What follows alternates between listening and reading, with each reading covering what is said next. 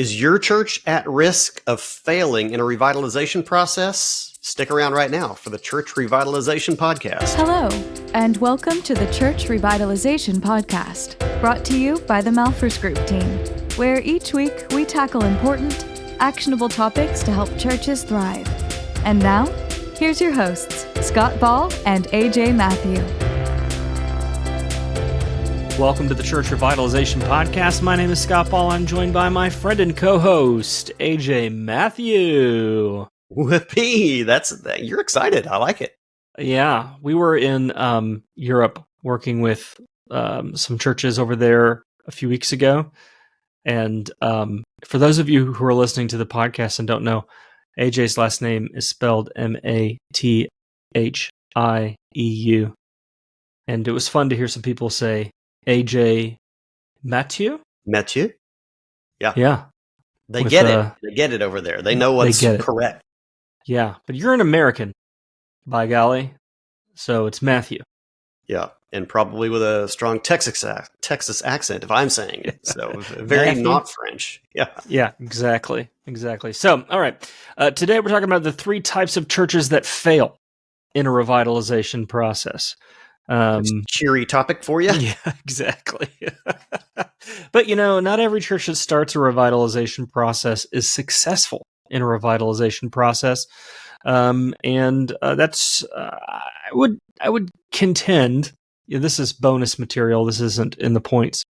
If you're working with someone on the outside to help you, you have an advantage. And so I would say, when we're working with churches in the strategic envisioning process, the likelihood of you failing is much lower just because you've got someone holding your hand and taking you through. And, we've done it many times. So we know what we're doing. But even with the churches that we work with, there are degrees of success. Mm-hmm. And so this episode is sort of born out of seeing the churches that have been not as successful in the process. And there's some, I would say, three common reasons when a church doesn't do as well as they could.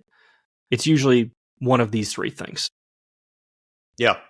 And it's not, spoiler alert, it's not there was bad ideas.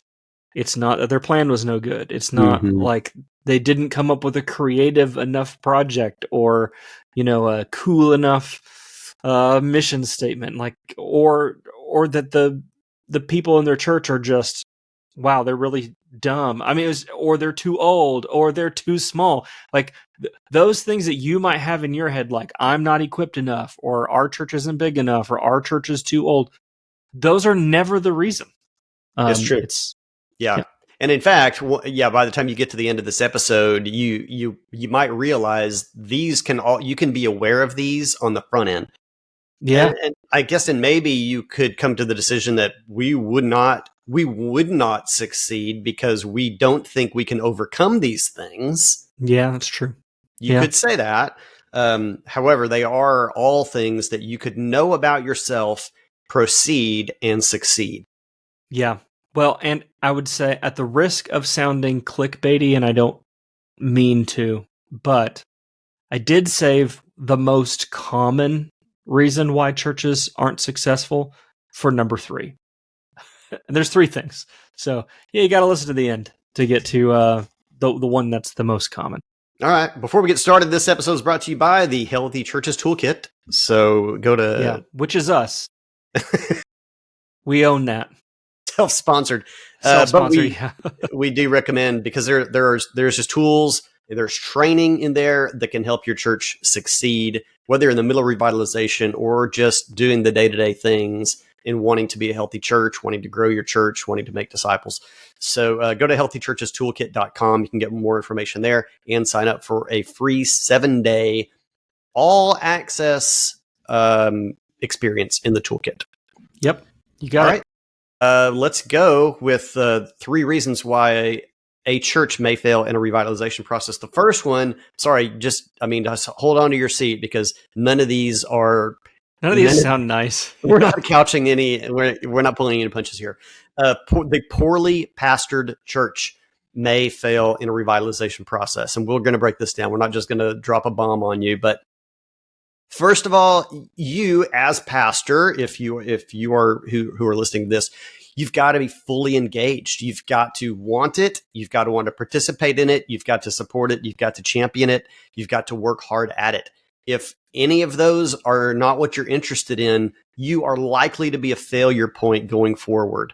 So you need to be realistic with yourself. Am I behind this? Do I want it? Am I willing to change? Am I willing to step up perhaps into a higher level of leadership than I normally exercise? Because if you're not, you will be a failure point. Not saying your church will not succeed at all, but you are going to be an obstacle to success moving forward.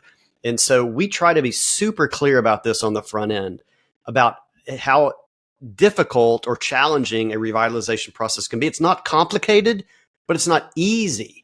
And the pastor can be a problem there. This is something we really have to dig into when we get a call from a church elder or another leader in the church, perhaps just a non-senior pastor contact that wants to talk about the options for leading their church through a revitalization process.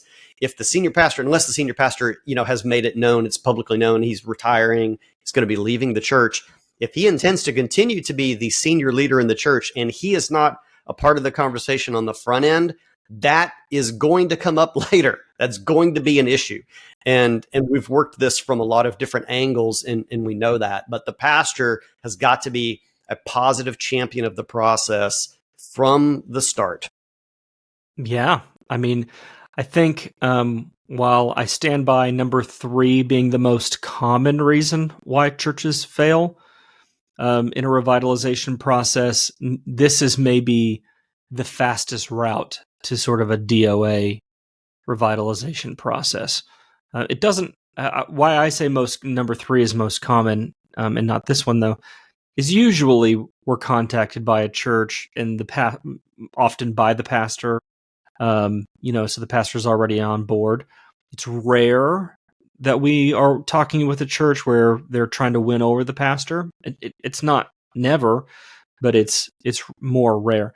And in those circumstances, it really is hard. I can only think of a couple instances where the pastor was lukewarm at the beginning of the process and we won them over and they championed. In fact, one of the churches that I think, I can think of one or two churches where that was the case, and not only did it work, it was really successful. But yeah, often, if the pastor is lukewarm, then he becomes real cold on it. And if the pastor becomes cold on it, it's just not going to work. It's not. An analogy that you all have heard me use before, if you're a regular listener to the podcast, and you'll hear it again now, and you'll hear it again in the future, is I like to say that no one gets on a plane without knowing where the plane is going. You know where the destination is, and the pilot is the one who is merely taking you to a shared destination. And in the metaphor, the pastor is the pilot. So it's not that the pastor shouldn't be the one who solely is responsible for figuring out where the plane is going to land. He might have a lot of control and influence over the route you take to get there, but everyone on the plane knows what the destination is. And, if you've got a pilot who's going, I don't want to take this plane to Toronto, that's going to be a problem. Like, it's going to be, if everyone on the plane is going, we're going to Toronto, and the pilot's like, no, it doesn't work.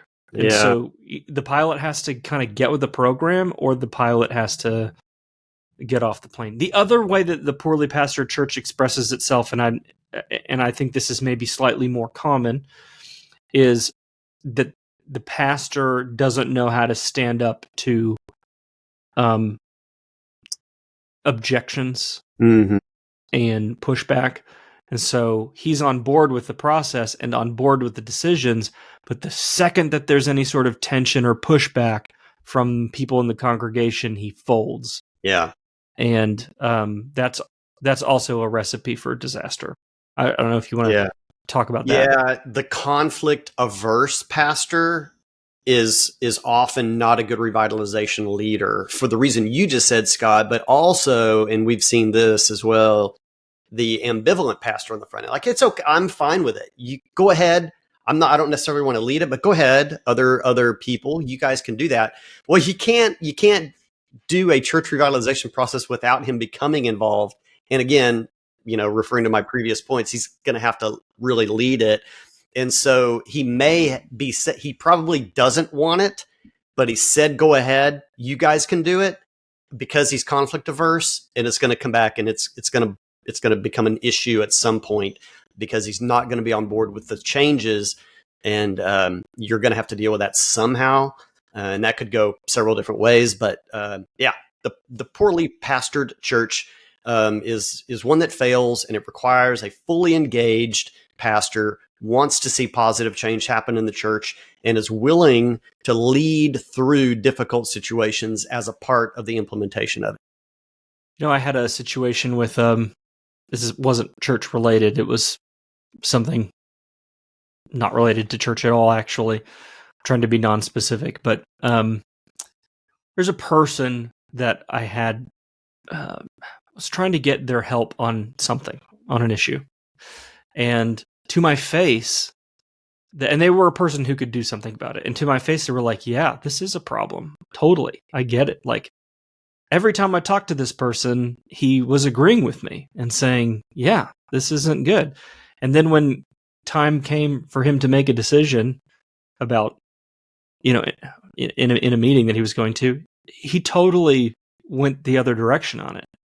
And that was so disorienting to me. I thought, why? How come every time I talk to you, you said you understand and you get it, and then when it came time for you to sit in a meeting where you could have influence over it, you took the other position. So were you lying to me, or were you just trying to make me feel better? Like, what was the point of that? And I think that this is what happens a lot of times in churches when you have a pastor who's conflict averse. You think you're dealing with something pastorally. You're having a conversation with someone and you're telling them, I hear what you're saying. Yeah, I totally agree. This is a challenge. And then when you turn around and then you still sort of follow through on what the plan said, it's good that you followed through on what the plan said, but now you've got someone who kind of hates you, because they're like, you looked at me in the eye and you told me you understood and that you agreed with me that this was a problem. And then you went into a meeting and you did something different. And so you can't, like, when you encounter opposition, you should handle it pastorally. You shouldn't be aggressive, but you should speak clearly and transparently and truthfully. Yeah. And say, hey, I do hear what you're saying. I understand your frustration, but we are going to be going in this direction. And let me share with you why we're doing it. Mm-hmm. That is something that so many pastors are afraid to do, and it's a killer for a revitalization process. Yeah, absolutely. Yeah, I mean, perhaps with good intentions on the front end of wanting to maintain the relationship, but it was sort of a disingenuous desire to maintain the relationship by saying one thing, doing something different later. Well, it's a relationship killer. I wasn't particularly close to this person anyway. It was more of an acquaintance than a friend. But that killed even that. Yeah. It's like, I can't trust you.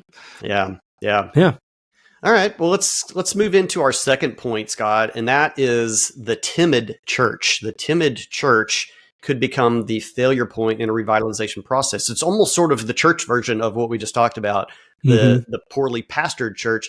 The timid church, this is the timid congregation. This is kind of everybody except the pastor, perhaps, although he might be part of it as well. Not having the fortitude to make positive changes going forward. Yeah. It might be lip service on the front end, but when the rubber meets the road, they're not really ready to put that effort in and have the stick-to-itiveness to move through the difficult components that come up along the way when you're trying to revitalize a church. And it requires change. There's no way around having a church move from an area of dishealth into an area of health without something being different.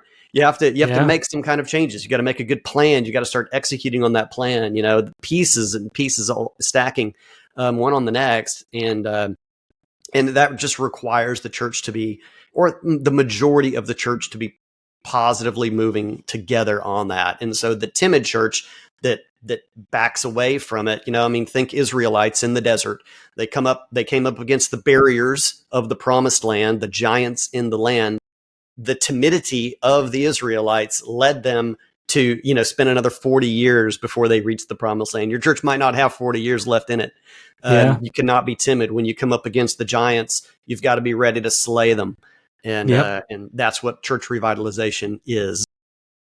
I think that this manifests itself in one of two ways, depending on the size of the church. So, and again, I'm speaking in generalities. For smaller churches, this is typically an unwillingness to cut or streamline or change a program that isn't working. There are a lot of churches that they used to be 200 people and now they're 50 people, but they have the same number of committees and they don't have enough people to staff them all. So you have, some people who are serving on 3 or 4 different committees, or some committees that are just technically defunct, but they haven't officially been cut. So there's all this extraneous excess bureaucracy in the church, which is a killer.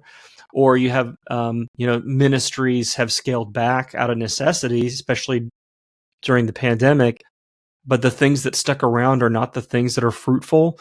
And so you have these few things that are left, and there's an unwillingness to change them or cut them or do them differently, even though they're not spiritually fruitful. That's what that looks like in a small church. In a larger church, we maybe aren't calling it revitalization. Maybe we're calling it optimization or something like that. But it's the same problem exists, but those entrenched church politics are usually at the staff level. I don't want you to touch my program. I don't want you to touch my budget. I don't want you to touch my thing. And it's just rooted in fear. If you cut my program, does that mean I'm going to lose my job? What would my job look like? Are people going to think I'm not any good at my job if we change my program? Is that a reflection on me personally?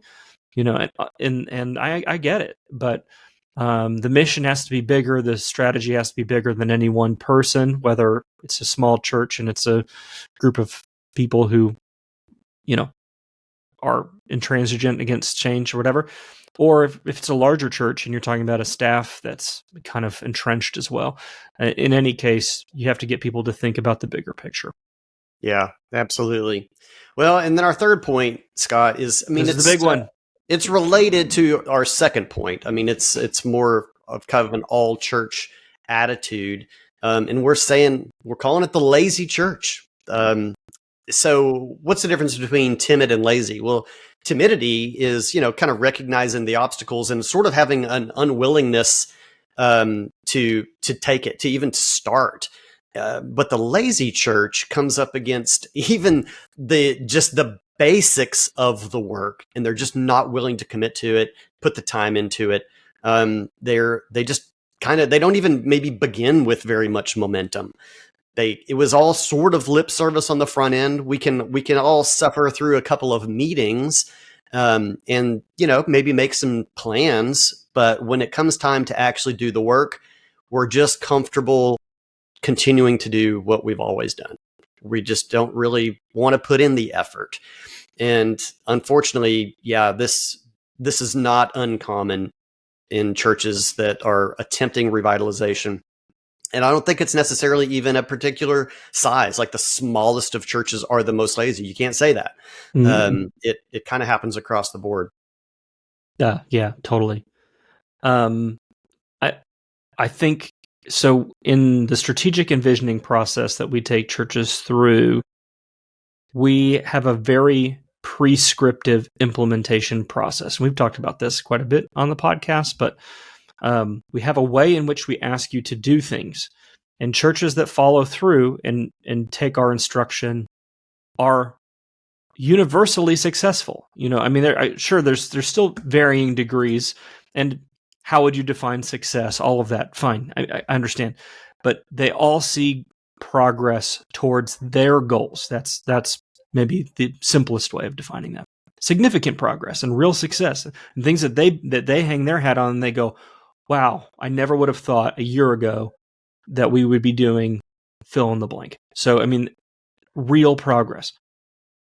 But the churches that don't follow the implementation process that we lay out, I don't want to say that nothing positive happens from the process, because it's really, I mean, I don't even know that I can think of a church that didn't have something positive as a result of the process. But they don't reach their full potential, not even close. And it's because, for whatever reason, I mean, I think they don't believe us when we say, hey, please follow this exactly. They go, well, I don't know. Maybe we'll do this our way. Mm-hmm. Okay. All right. And it's really about consistent. It's not like our implementation process is rocket science, AJ. It's really not. But it does require a high degree of commitment to doing things in a particular way. And there are a lot of churches that just aren't willing to do that because they don't want to pick the date, because they don't want to hold people accountable to showing up to meetings, because they get distracted by things that are more urgent, because for all of these reasons, they're like, And I'm telling you, this is why this is so important. If you lose momentum is real. And if you lose momentum, it's incredibly difficult, if not outright impossible, to regain it. Yeah. So if you're working with us, with someone on our team, AJ or I or one of our certified guides, and you get through the training and you get through the plan session, you get through the on-site phase of this, and you move into the implementation phase, and there's a gap of time and you don't start that implementation phase pretty quickly, within 4 to 6 weeks. People start to lose, they forget, they lose interest, or you have one implementation meeting, but then you're not meeting every month the way that we outline. It's just, what are you going to do? You're not going to have us come back again. I mean, we're not going to make different decisions than we did, and you're not going to want to invest in that, the time and the energy and the resources in that. It's so hard to get people excited again, so I don't know, for all of those reasons, like if you lose that momentum, it's very hard for the process to be as successful as it could be. Yeah. And I think it's not impossible. I mean, you and I have both had churches that go, oh man, we slacked off for 3 months. Yeah. And we really want to get going. And then they kick it in. But yeah, that's not an easy thing to do. And I dare say there is a loss of success. Yeah. Yeah. It's not impossible to overcome, but I'd say I know you and I are biased, but I really believe our process as we have it laid out gives you the greatest chance of success, because we get that training and planning work done really quickly.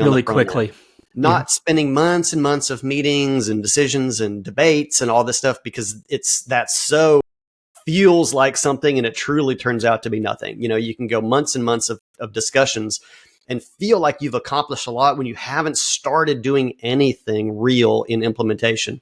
So we get you to implementation really fast on the front end, and so that we don't burn you out early. We want to get you into action early, try to build that momentum, get some muscle memory going in a rhythm of meeting together and making small progress. So, I really think we've got a well laid out process. And I know we're biased, and we are biased, but the number of churches that talk to us that say, we did, and I won't mention names, we did X process. We worked with X program, and and the content was good and the conversations were helpful, but we didn't really change. We didn't really do anything.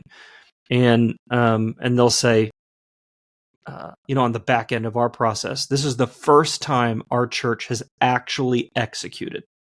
And, again, it's not rocket science. What we teach is not revolutionary in terms of its complexity or something. It just flat out works. But we've had enough churches now not follow our instructions that we can tell you with 100% certainty, you must follow the process if you want to maximize your results.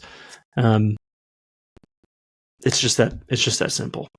The projects themselves vary, obviously from church to church, what you're working on. We're not talking about that. We're talking about the manner in which you execute them. Yeah. Is pretty prescriptive. But, I mean, let's leave you with some encouragement, though. This is all possible. Revitalization is possible in your church. Take these things to heart. Do an introspective look and be prepared to overcome these. If you think any of these three, either you as a leader or the leader in your church, your senior pastor, not being one that you think would be willing to lead through it, that you got to look at that. Is your church going to be timid? When you come up against the giants, are you going to run back to Egypt or be stuck in the wilderness? And then finally, are you willing to put in the effort and not be the lazy church that fails to succeed because you failed to work? So be introspective about these things, because if you can overcome these, if you have these elements and you choose to overcome them, you can find success. If these aren't anything in your church, then you're probably feeling pretty good about yourself right now. And you're like, maybe we really could do this. And we certainly believe you could. We believe it. Yeah. And the toolkit is a great place to start because there's a lot of content in there. But the pitch I want to make here at the end is to contact us about working with a guide. Go to malfirstgroup.com and see kind of what our process is. It's right there on the homepage. You can kind of get a sense of what we do and contact us, because there is a real difference between trying to do this on your own and having someone come alongside you and help you. We're a nonprofit organization. If you're outside of North America, we essentially do the work at what you can afford to pay. We have to fundraise a little bit, maybe to get out to you. And if you're in North America, our fees are extremely low. They're lower than any other organization at our level. You're not going to find another group that does the quality of work that we do at the fees that we offer. I don't often say that on here because this podcast is not a sales pitch. But I'm sincere. If you listen to this and go, those are things that we could make sure that we don't do, then you should partner with us and let us take you through. That'd be good. Thanks for being with us this week on the Church Revitalization Podcast. Today's show notes are linked below in your podcast app or in the YouTube description, if that's where you're consuming the podcast today. We are sure glad you're with us. We're here to support your church, want to see you succeed, and we'll see you again next week.